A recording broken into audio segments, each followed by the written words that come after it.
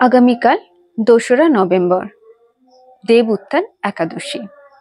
এই দিন আমরা এমন কোন কাজ করতে পারি যার জন্য আমাদের মনের যে কোনো ইচ্ছা, যে কোনো মনোবাঞ্ছা পূরণ হতে পারে, যেটা অনেক দিন ধরে আমরা চাইছি কিন্তু পূরণ করতে পারছি না। এই দিন সন্ধ্যা ৮টা থেকে ৯টার মধ্যে আপনাকে একটা লাল রঙের প্রদীপ নিয়ে নিতে হবে, মাটির প্রদীপ। এই প্রদীপে কিছুটা আপনি কর্পূর দেবেন।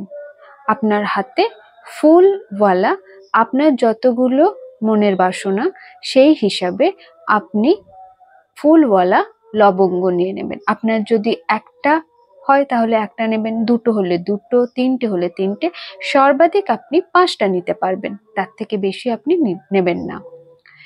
একটা একটা কর্পূরটা জ্বালিয়ে নেবেন, একটা একটা লবঙ্গতে হাতে নেবেন, নিয়ে ওম নমো ভগবতে বাসুদেবায় নমো মন্ত্রটি 11 বার করে চ্যান্ট করবেন। করবার পরে কর্পূরে আগুন জ্বালিয়ে নেবেন এবং ওই কর্পূরের মধ্যে আহুতি দেবেন। আহুতি দেওয়ার সময় ওম নমো ভগবতে বাসুদেবায় নমো বলতে বলতে আপনি আহুতিটা দেবেন।